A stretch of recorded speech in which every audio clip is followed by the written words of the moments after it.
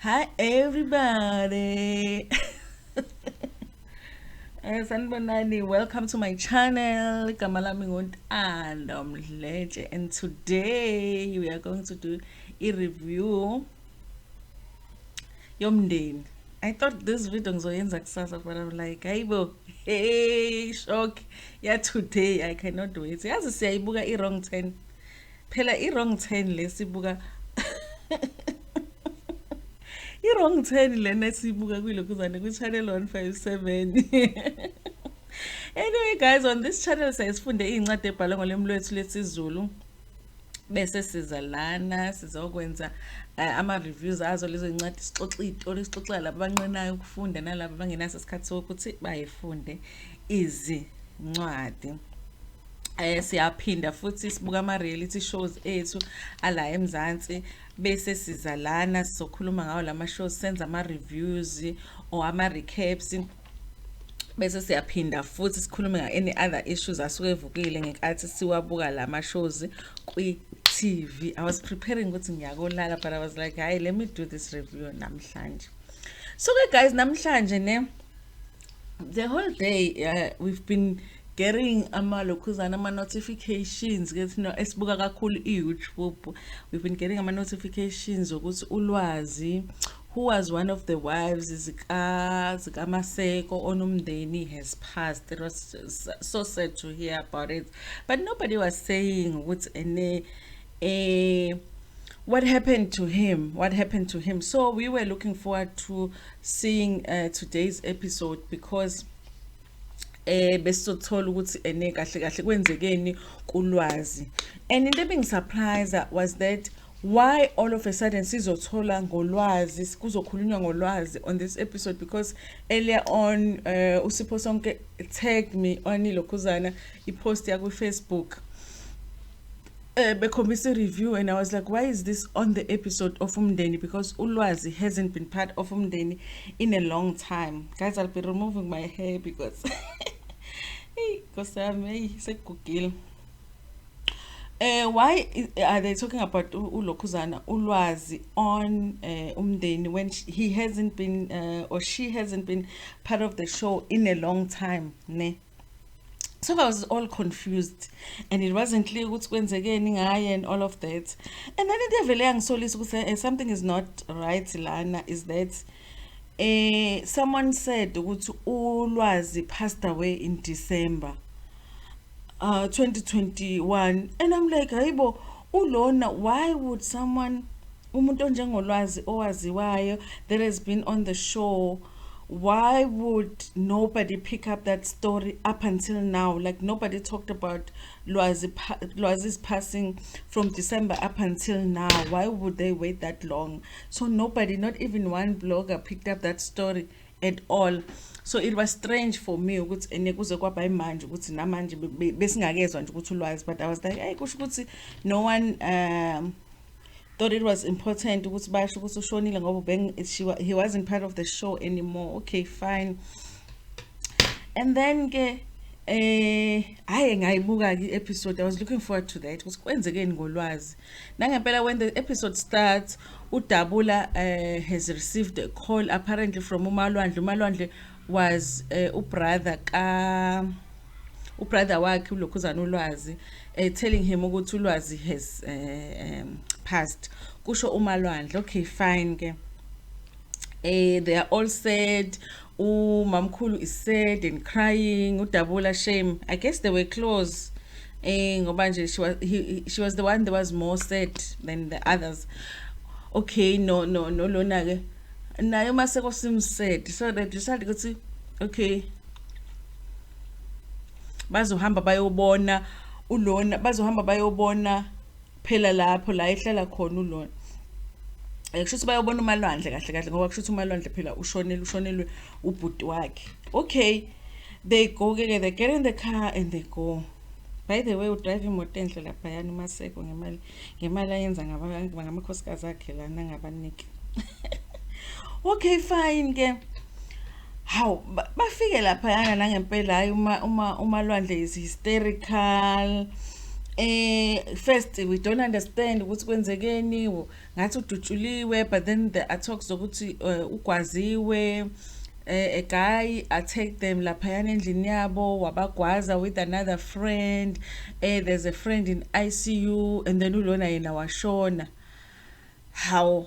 Okay, uyakhala bayamduduza, they're talking about ukuthi hey now akusekho safe ukuthi uqhubeke uhlale lana because this guy might come back phela nawe azokugwaza or whatever ke. So bamduduzeke, it all seemed normal and all that, but uMaseko was a little bit distant because I guess ukuthi he was suspecting ukuthi something is not right here, which he said later on ukuthi yena he was suspicious vele ukuthi something is going on here.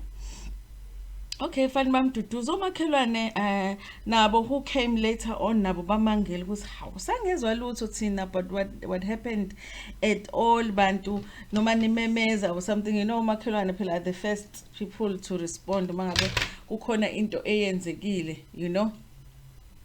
Bakhala ngalo ukuthi azange bazibenzile ukuthi hayi okay ke ayibebekhala. I'm not sure about ama dramatics kamamkhulu. She really ubesekhala kakhulu, and I'm like hey ngathi use dramatic njena. Anyway umamkhulu sometimes she gives me lento ukuthi ngathi uyayithanda vele attention, she likes things to be about her, so she was crying extra nje yena zalethilwa amanzi ngathi, you know. And then okay fine ke baphindele emuva. I guess maybe a couple of days later or weeks later, there's something that they're not good with when it comes to my shows like Umojalav, because they don't give you timelines.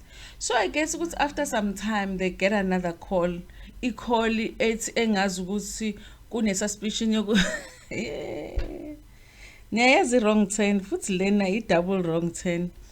Ukuthi ene Lwazi is alive. Hayi uma sekathi yazi mina ngingayisola lento because lapha yana masifika it didn't look like something happened here, like kunabantu abagwaziwe lana, kunabantu abaduduliwe or whatever. It didn't look like kukhona into eyenzekile lana. So and athi futhi athi ulona ufezile, bekhona ufezile ke manje mase bekhuluma this time. Ufezile athi hey nami yazi and ngiyabazi laba, they do like ilokhuzana, they do like attention kakhulu, so you never know mhlambe lento nje into yinto nje nabazicreatele yona yo hayi. Okay ke hayi baphindele manje sebeyoza ukuthi enene are the suspicions correct zokuthi ulona Lwazi is alive. Baphindeleke khona ke mabefika ke ulona double was the saddest out of all of them. I guess he's the one that was more closer to Lwazi benoma Lwandle maybe. So mabefika lapha yana they go ba endlini umamkhulu benolona uMaseko is back bayongqongqoza mabenokho endlini, guess who opens the door? Hey, double wrong turn, triple wrong turn. Kwavele kwaqhamuka umufi. How? The dead guy is here. Hey, 157, I thought you were not good, but I know. You are taking us to another level of reality TV. The ridiculousness is like higher grade. Hey, bo. Ulwazi futhi uvula umnyango. I scream umamkhulu dramatic. So I'm never able to decide, is she really being emotional or she's just being dramatic? Okay. How? Umufuwana futhi ulana. How? And then I'm looking at Ulwazi. He looks fine nje shame. Guys, I'm not sure ukuthi prefer ukubizwa kanjani. So mangithi he or she, is not to offend anybody, it's because I'm not sure if they prefer she or he. Mawukhuluma ngabo. So how? Lwazi, what happened? Mambuku Lwazi decent, ugqoke kahle nje right, even has a face beat on, you know. Hayibo. And then what happened? Bonke bayabuza umuntu, what happened? Hayi uyaphila look. Uyaphila guys uLwazi. Do you know ukuthi today there were people posting rest in peace Lwazi? Nami ngapha kuma comment shame bandla, may his soul rest. May his soul rest in peace kuma comments yimi lo. Ngidabukela Lwazi is alive. They played us, got 157. That preview, they knew what they were doing. Hayi, okay ke fine.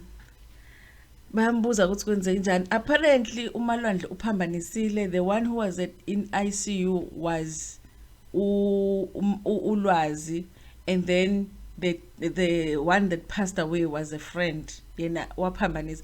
But naye ulokhu zaMalwandle, why would you say that without going and confirm? If kuthiwa ufile lapha yana ubhuti wakho, would you, are you going to call people and say my brother has passed away, or are you going to say ayibo ayikho leyo nto, and go and find out ukuthi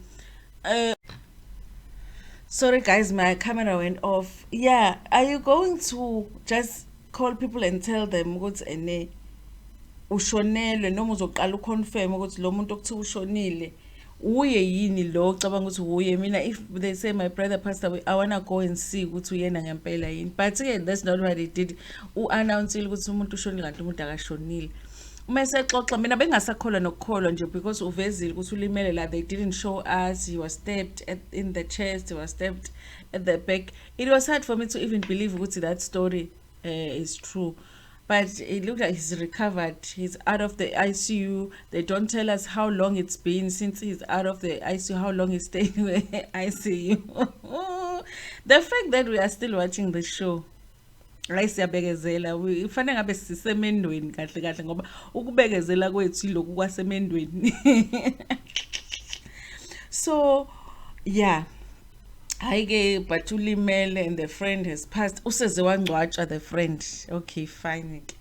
That was it. And then must go talk, says ukuthi hayi mina ngivele ngisola ukuthi enelaba nje basifunela ilokhuzani attention. Maseko says ukuthi okay, mamkhulu, Maseko never does anything. It's always mamkhulu do this, or bandabula no mamkhulu do that. Mamkhulu ngicela uba organizele ilokhuzana i-counseling. Ngicela uba organizele i-counseling boba u2, because they do need counseling lab. Apparently umuntu olimaze ulokhuzana uLwazi is someone who was his it's like his alleged lover did that to him, which really is scary. Ngathi ube jealous because uLwazi was looking at someone else where they were ebumnandini, and then when he came back he just started he just lost it. And he started ukuthi abagwazi ke. Yo, it's such a scary story. Hey, but the way they presented it for the show, it was just benza ukuthi singakholeki. Okay fine. And then okay, kusho ukuthi kathi uzo arrange ke lona. But ke guys, there's something that uMamkhulu said. uMamkhulu says ukuthi uthena mina uma seko arrange i-counseling, and then mina ngizokhokha ini wathi lo uMamkhulu, no, don't worry, ngizosebenzisa eyami imali. You know what guys, uma seko benomamkhulu, they are sharing imali from the show, and they are not sharing with the others. I am convinced. I'm convinced, honestly. I suspect that. Why is it she have, all of a sudden she has so much money, she's volunteering ukuthi akhokhela abantu ama-counseling section angaxhumi kuwo. When uMaseko wants to pay, banemali laba boyithu, they are using the other wives. I hope they are sharing with Dabula at least. As for Unkanyezi deserves a lucky check nje yedwa. Okay, so, but here's the thing that I want to talk about more than just what happened on the show. Guys, I did say ngathi enebexosha uNkanyezi ukuthi I wonder ukuthi laba baxosha uNkanyezi bacabanga ukuthi bazokwenzani with the show, because uNkanyezi makes the show. She is the show. Unkanyezi kulokhuzana kumndeni, she is the show uNkanyezi. So njobe ngekho, there is no story, and now ama producers, they should have found a way yokuthi eneba include uNkanyezi on the story, because then now it's boring. Udabula noMamkhulu noMaseko are boring, so now they're trying to find a way yokuthi enekube na some interesting story. The fact that ulokhuzana uMalwandle mayifona ufone when the cameras were there, it's suspicious to me. You know, it's suspicious to me. The incidents yokuthi alimale ulokhuzana uLwazi might be true, but I think it was exaggerated. Maybe the producers went there to find out if they can shoot with them, and they found out that story had happened, and then they made Umalwandle to exaggerate the situation and change certain facts about the incident so that it suits indlela abafuna ukupresenta ngayo drama on the show. I really believe that. I believe ukuthi they had a hand in this whole lie of ulokhuzana Lwazi has died. I believe because they had a hand in it, and they really are desperate for some drama, and they are desperate for some form of a storyline lana. Angazi noma maseko they were involved in, but definitely uMalwandle, I suspect him, and I feel like producers definitely were involved in this one. It was just it was tricky, and they played with death. Out of all the things, they played with death. They could have just said ulona akafone athi ulona ulimele kakhulu se-ICU. I think that would have been dramatic enough. The fact that they had to play with death, I don't like that.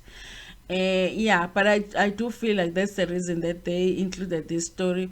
They found out about Lwazi, producers, and they decided that they wanted to shoot that part, and they exaggerated so that it fits the show and they can come up with an episode. And it worked for them, because I think a lot of us today watch to find out what's going again ngolwazi, and then we got a surprise of our life ukuthi ulwazi kanti uyaphila. So they did probably get our viewership tonight, but it's not like we were watching because we want to watch the show. We just wanted to find out what's going again ulwazi. But yeah, that was the episode today. I did look to see how many episodes do we have left. I think we have 2 weeks left, because there's a new show as of figure on the 2nd of April. Ibizwa ngokuthi ukungenwa, and I think it's gonna be an interesting show. It's a reality show too. I might review it if I feel like it's good enough to review. But yeah, we are almost done with Umndeni. I think now they are just scrapping except just to come up with the last few episodes. But yeah, guys, Umojalavu udlale ngathi once again, as they always do. But anyway, please like the video before niphume kuyona, and share it with your friends, with your family, and even with strangers. Nginithanda kakhulu.